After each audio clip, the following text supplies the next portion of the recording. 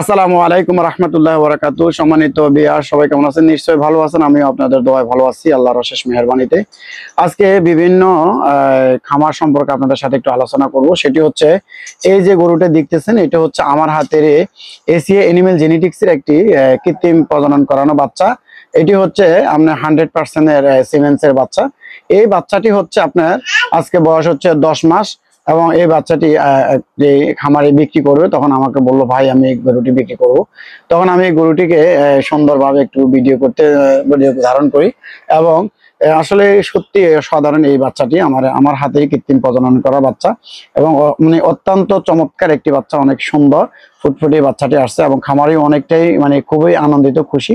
এরপরে আরো কিছু আপনাদের সাথে শেয়ার করবো। এটি হচ্ছে তার এই যে খামারটুকু, এই খামারটুকু ওনার অনেকটাই সৌন্দর্য এবং ওনার খামারটুকু অনেক পরিপাটি এবং খোলামেলা, একদম ভিতরে পর্যাপ্ত পরিমাণ আলো বাতাস এবং এখানে গ্যাস কোনো ভিতরে থাকে না, এটা চলে যায়। আপনারা যারা খামার করতে চান এবং যারা খামার করবেন অবশ্যই একটু একজন ভেটেরিনারি সার্জন এবং একজন সেবাকর্মী, দক্ষ একজন সেবাকর্মী অথবা ওনাদের সাথে একটু যোগাযোগ করার চেষ্টা করবেন। কেননা আপনি যদি আসলে একটু মানে ভুল করে একটা কাজ করে ফেলেন তাহলে এটা পরবর্তী আবার আপনাকে অনেক কষ্ট করে এটাকে ইয়ে করতে। এই যে এটা হচ্ছে হাউস গুলো অনেক সুন্দর এবং অনেকটাই অসাধারণ এই হাউস গুলো। তো আসলে আমরা অনেক সময় গরুকে বিভিন্ন ভাবে ইয়ে করি। এই যে আবার খামারে আরেকটি ফুটফুটে বাছুর, এটি হচ্ছে আমার হাতের বাচ্চা হওয়ার সর্বোচ্চ 10 থেকে 15 মিনিট পরেই বাচ্চাটি দাঁড়ানোর জন্য চেষ্টা করে।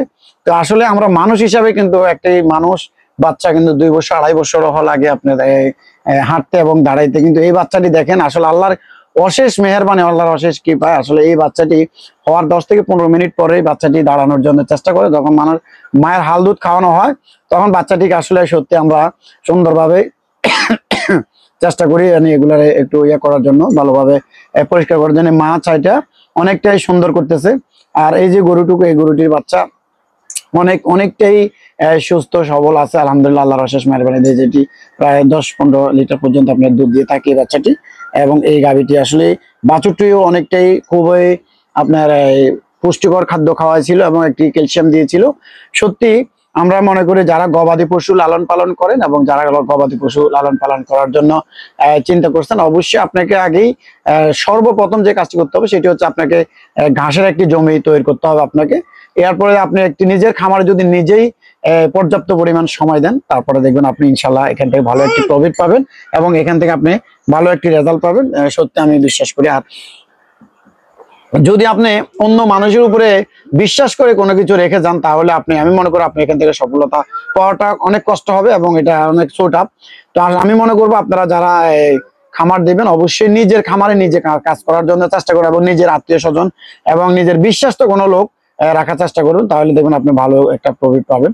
আর এই যে বাচ্চাকে আমরা মুখের মধ্যে আমরা আগের দিনের মানুষ এরকম খড় দিয়ে রাখতো, মানে মুখ নাকি লাড়াচাড়া করার জন্য, আসলে এটা এখন আর দেওয়া হয় না। তো উনি বলতেছে না আমি দিব, আমি বলছি ঠিক আছে আপনার যদি ভালো লাগে তাহলে আপনি দিতে পারেন, অসুবিধা নাই, উনি দিচ্ছে। তো আসলে সত্যি আমার এই ভিডিওগুলো কেমন হচ্ছে অথবা কেমন দেখছেন, আপনারা কে কোথেকে দেখছেন অবশ্যই আমাকে কমেন্টে জানিয়ে যাবেন। এবং আমার এই ভিডিওটুকু এবং সুন্দর সুন্দর এই ভিডিওটুকু আমি আপনাদের জন্য অনেক কষ্ট পরিশ্রম করে থাকি। অবশ্যই আমার এই চ্যানেলটি সাবস্ক্রাইব করবেন এবং আমার সাথেই থাকবেন, পাশেই থাকবেন। এরপর দেখুন আপনার গরুকে পর্যাপ্ত পরিমাণ আপনার ঘাস দিবেন, ঘাসের বিকল্প কিছু না, আমি বারবারে বলি। এই যে আরেকটি ষাঁড় গরু, এটি একই মালিকের, এই গরুগুলো সবগুলো আমি আপনাদেরকে দেখানোর চেষ্টা করব।